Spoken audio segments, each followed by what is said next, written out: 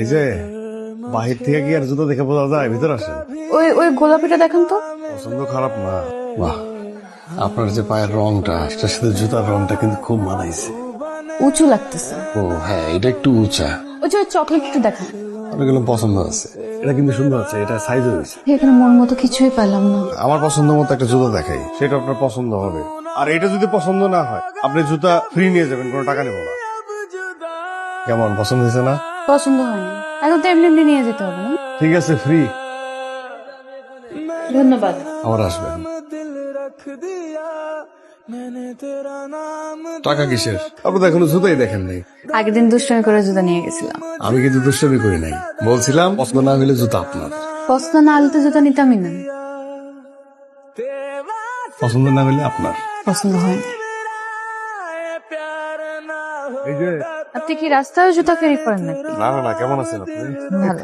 জুতার দোকানে তো আসেন না। মানুষ কি রোজ রোজ জুতা কিনে নাকি?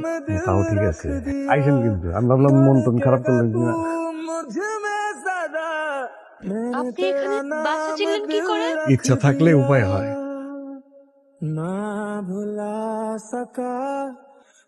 ওই ছেলে কি তোমার বিয়ে করতে চায়? জিজ্ঞেস করি নাই মামা। খালি সাইকেলে করে ঘুরে বেড়ালে হবে? এর বাদে কি করবা কিছু ভাবছো? ওই ছেলের দোকানের আয় ব্যয় লাভ লোকসান কত কিছু জানো? জানো কিছু? ওই ছেলের সাথে আমি নিজে কথা বলতে চাই। বিয়ে করবেন আমাকে? জি। জি না, হ্যাঁ অথবা না, তো উত্তর দিতে হবে। হঠাৎ করে এই ধরনের কথা বললেন? মামা আপনার সাথে দেখা করতে চাইছে। যদি রাজি থাকেন তাহলে আজ সন্ধ্যায় বাসা আসবেন, আর যদি না আসেন তাহলে বুঝবো রাজি না।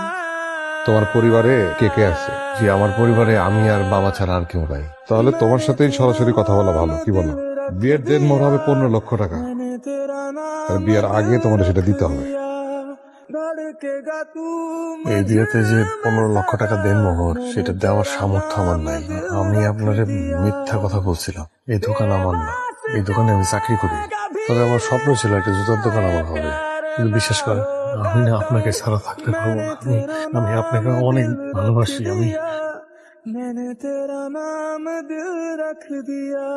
আমার কথাটা একটু শুনেন। আমার ভুল হয়ে গেছে, আমি মিথ্যা কথা বলছি, কিন্তু আমার ভালোবাসা না মিথ্যা। আমার কথা শুনেন, শুনেন শুনেন শুনেন শুনেন।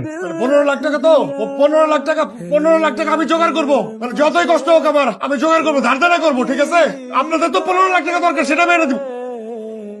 একটা সামান্য জুতার দোকানের কর্মচারী হয়ে তুমি আমার মেয়েরে বিয়ে করতে চাও? 50 লক্ষ টাকা দিল, এখন আর এই বিয়ে হবে না। এই, আপনি কিছু বলেন না, আমি চলে যাবো। একবার বলেন না আমার, আবার বলেন একবার, একবার বলেন, একবার বলেন একবার। 15 লাখ টাকার কথা এখন মহল্লার সবাই জানে। এটা কত খারাপ হতে পারে বুঝতে পারো? বুঝতে পারো সেটা? ও অনেক সরল। ঠিক আছে, কাল একবার আসতে বলো, কথা বলে দেখি।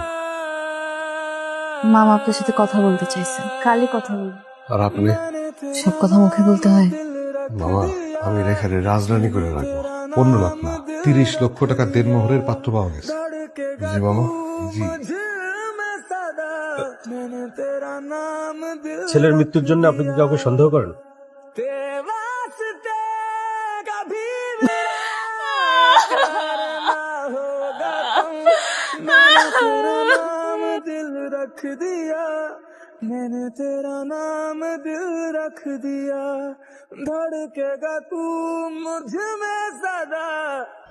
আপনারা অনেকে জানেন গত 10-15 দিন আগেও আমার পেজে শুধুমাত্র 2500 ফলোয়ার ছিল।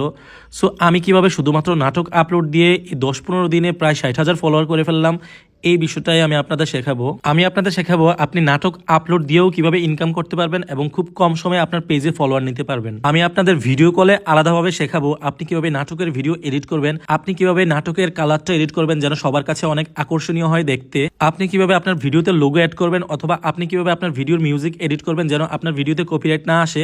এই সকল কিছু জানতে আমাকে ইনবক্স করুন। অবশ্যই এটা পেড সার্ভিস। আমি যখন আপনাদেরকে সময় দেব, আপনাদেরও উচিত আমার সেই সময়ের মূল্য দেয়া। ধন্যবাদ।